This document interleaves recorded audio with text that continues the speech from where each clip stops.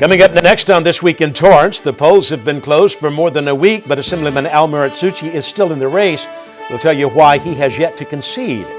With the LA Auto Show around the corner, we got to see the concept car Scion is creating in our own backyard.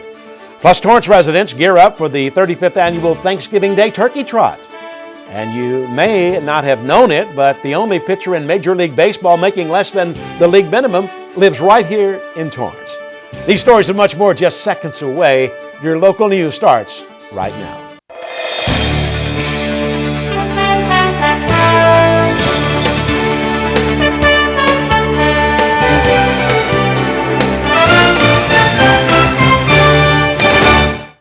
Hello, everybody, and welcome to This Week in Torrance. I'm Ben McCain. Thanks for joining us. Here are your top stories. As the dust settles after Election Day 2014, the battle still goes on for Assemblyman Al Muratsuchi. Coming in at a close second to Republican David Hadley, Muratsuchi has yet to concede the race. Vote-by-mail ballots dropped off at polls or delivered that day to the registrar, as well as damaged and provisional ballots, were not accounted for. Muratsuchi released a statement saying it's been an honor representing the South Bay and the State Assembly. The unofficial canvass of the vote shows my opponent currently in the lead by a small margin. With over 300,000 ballots still to count in this historically low turnout election, where only 30% of voters cast ballots, I believe we all owe the voters the respect of waiting until every vote is counted, end of quote.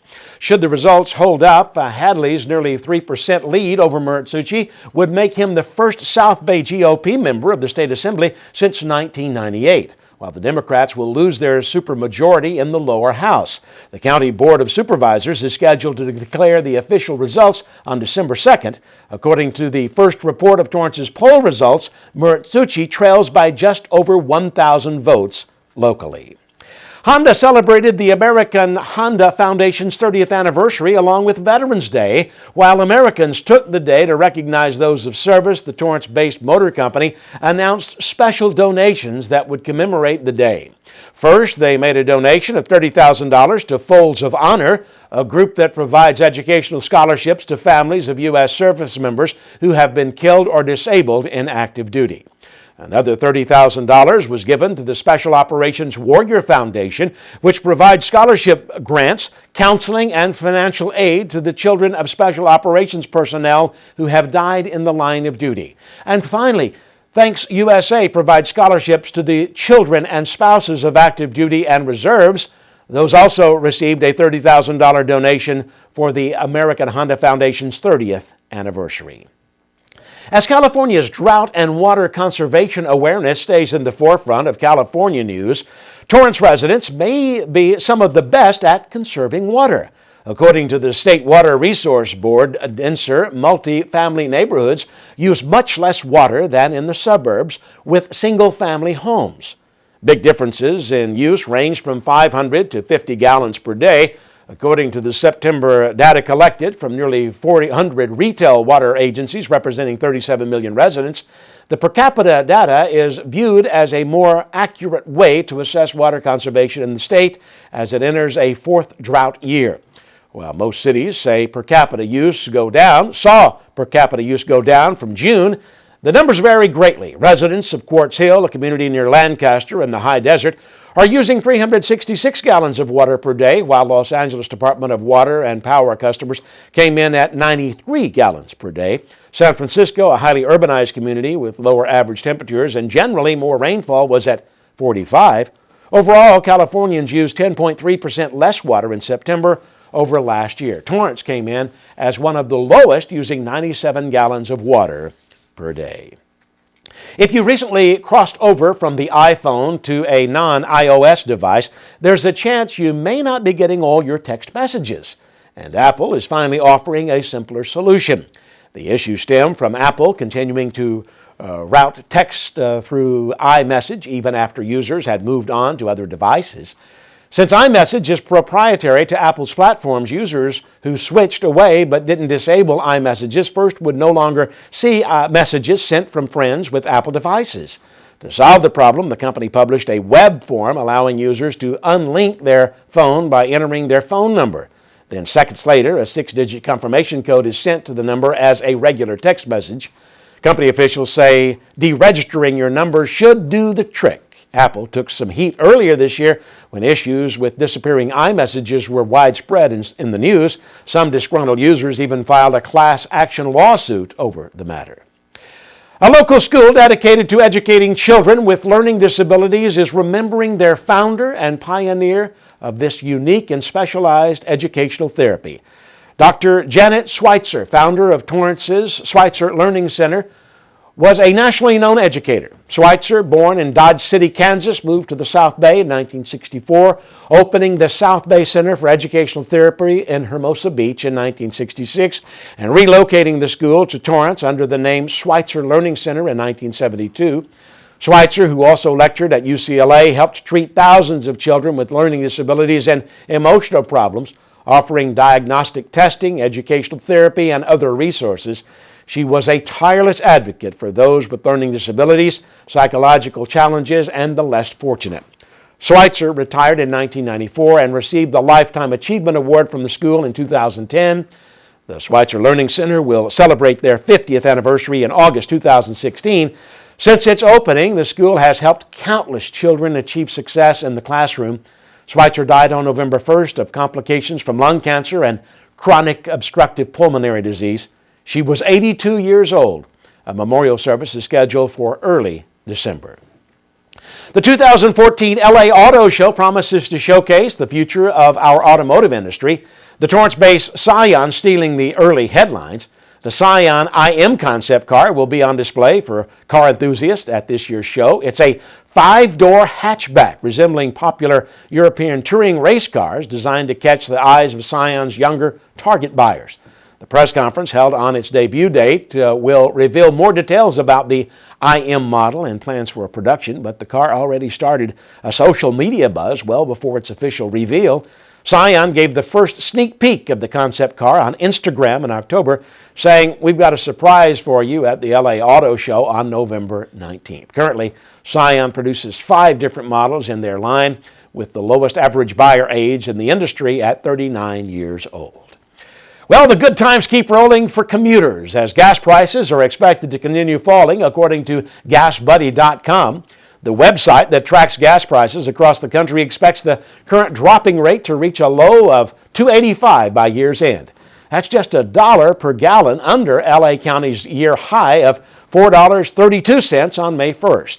The Automobile Club of Southern California reported an 8-cent drop in gas prices just between the first and second week of November. At the beginning of the month, more than 60% of U.S. gas stations were selling gas for less than $3 a gallon, with the Los Angeles County average still hovering around $3.20.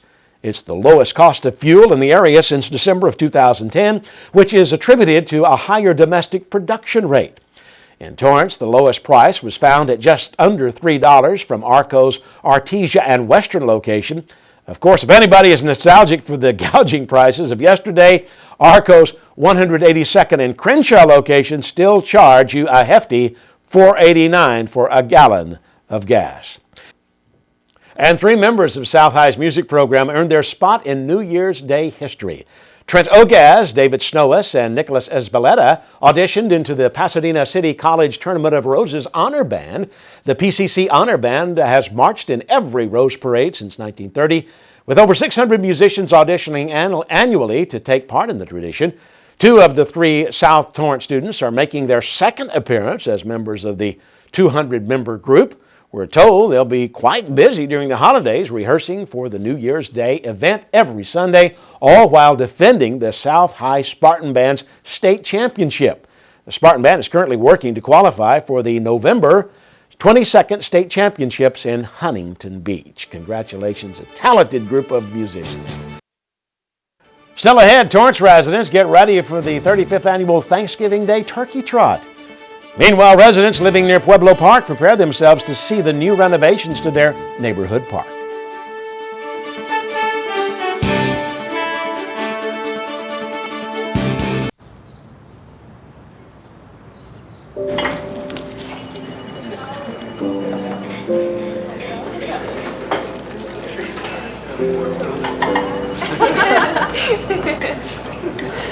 How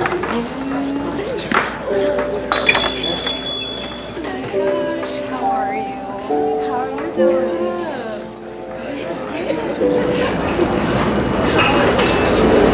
Hey, Daniel. The gentleman over there, he paid for your meal.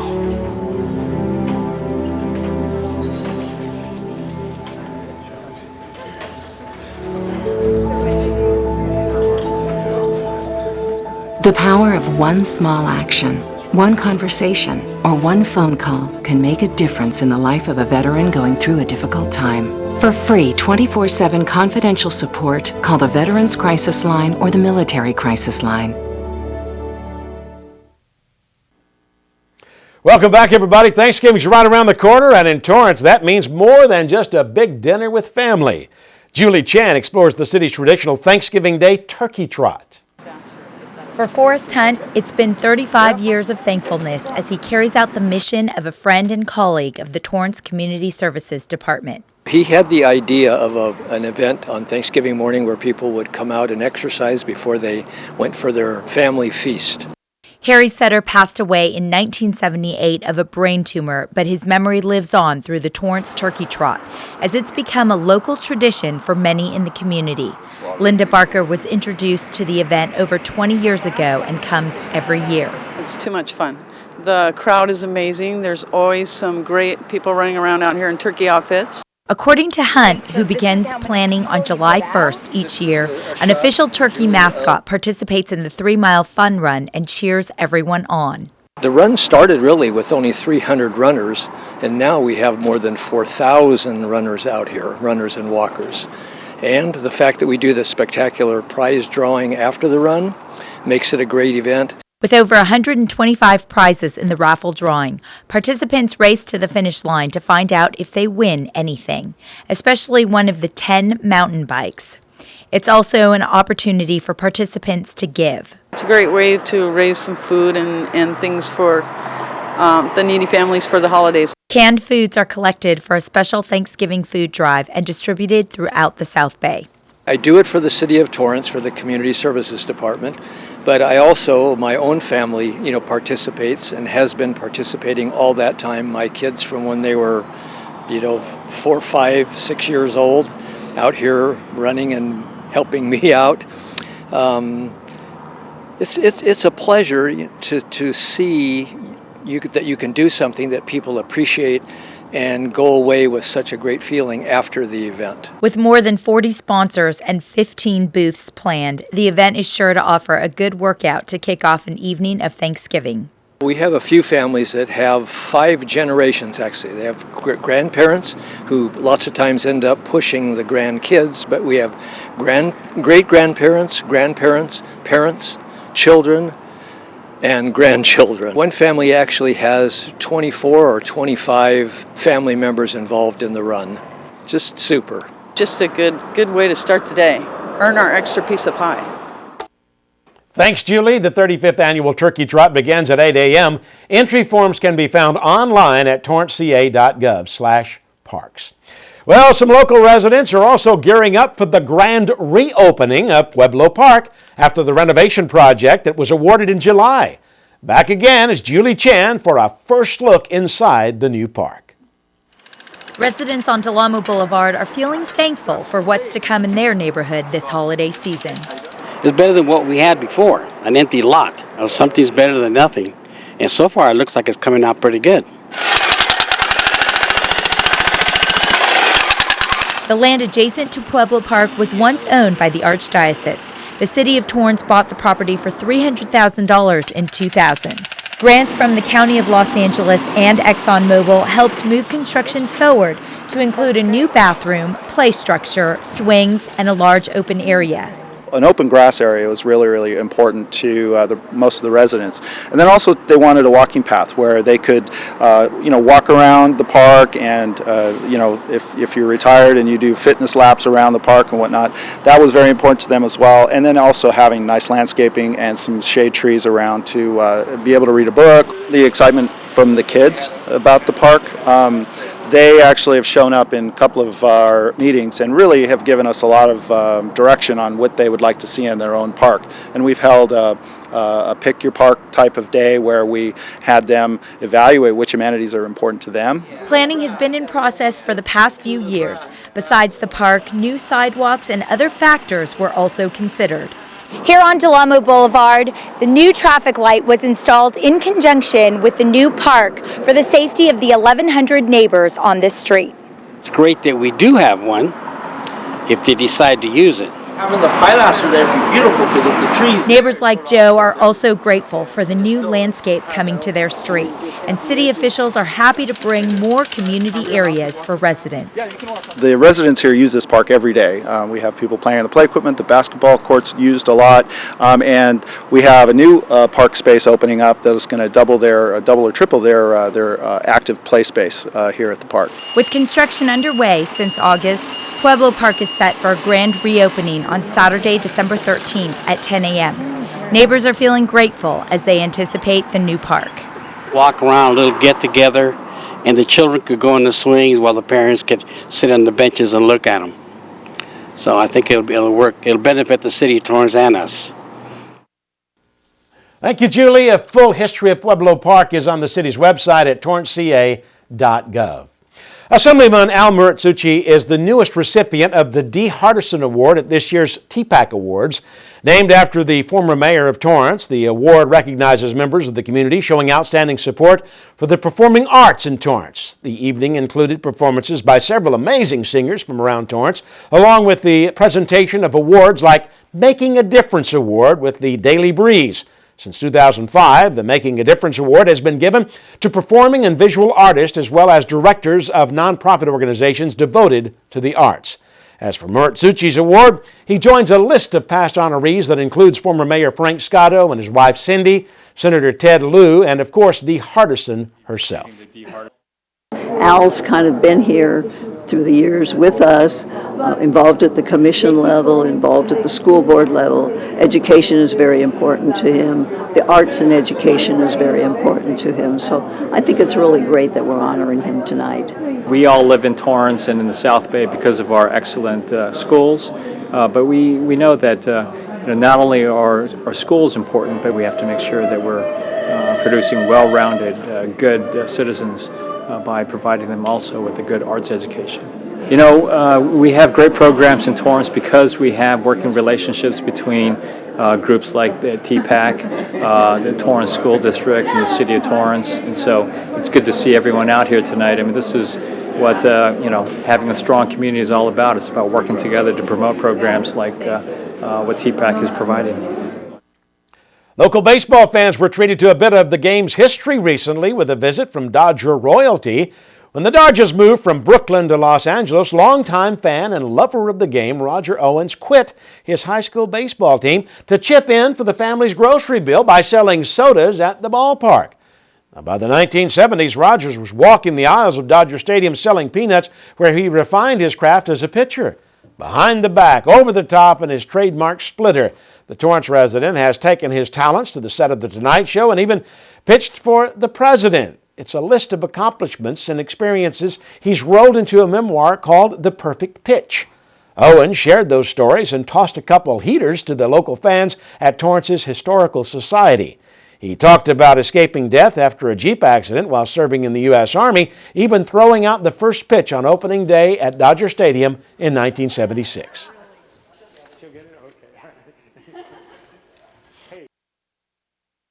And they said, Roger, we want you to throw a baseball, not a bag of peanuts, from where you sell the peanuts on the loge level, that's the second deck up, all the way. The ball had to travel over the loge level, over the field level, over the backstop screen to Steve Yeager. You remember that name, the Dodger catcher? They called him the Boomer.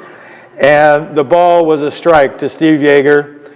But just remember one thing, and this is what keeps me going, is to laughing and a good sense of humor is so healthy for you.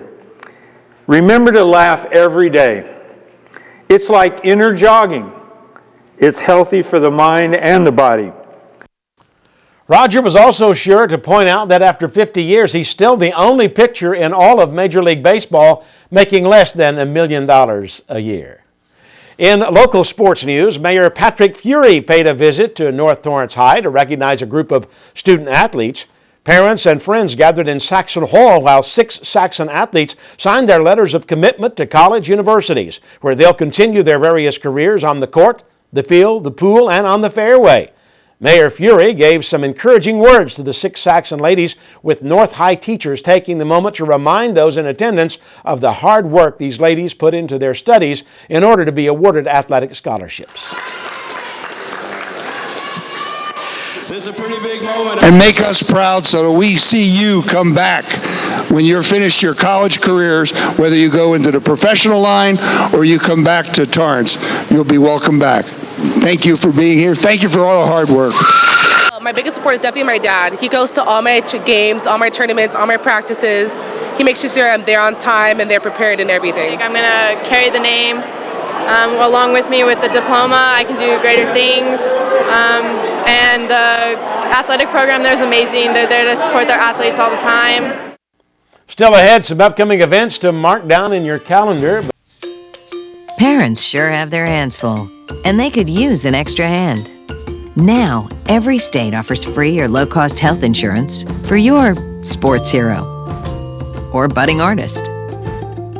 Kids up to age 19 can get checkups, doctor and dentist visits, hospital care, prescriptions, and more. Your child may qualify based on your family size and income.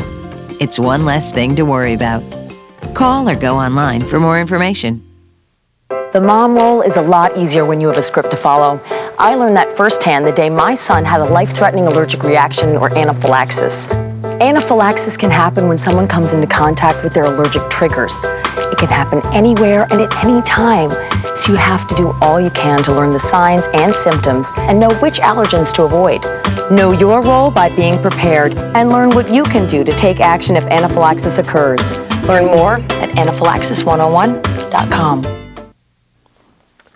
Welcome back, everybody. We hope you have your pen and paper handy. Here's a few noteworthy events to tell you all about.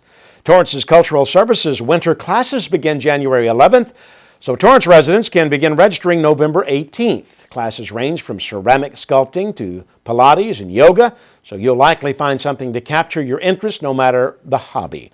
A full list of classes and more information can be found at torranceca.gov/9087. And as we move toward the holidays, it's time to start planning those festive winter events. November 29th is the city's Holiday Boutique and Craft Village. The city stands for Community Inspiring Today's Youth, which offers a business development program for LA's youth with the goal of teaching them how to start and operate their own businesses. Now let's check in with the talented Juan Hernandez from the Sports Desk studio for the latest from Torrance's prep sports scene. Juan. Thanks for checking in on the Sports Desk. It's a crazy time in prep sports with playoffs starting across the board. But before we can get to that, West High is trying to accomplish something no Warrior team has done in 32 years. Their pursuit of a perfect record, well, it's just 53 yards away. For that highlight and more, check us out on the Sports Desk at 4 p.m. and 9:30 every night on CitiCABLE. We'll see you there. Hey, thanks, Juan. That does it for us on This Week in Torrance. I'm Ben McCain. If you've missed any portion of our show, you can catch us again at 11 a.m. and 6 p.m. And thank you for joining us, and we'll see you next time.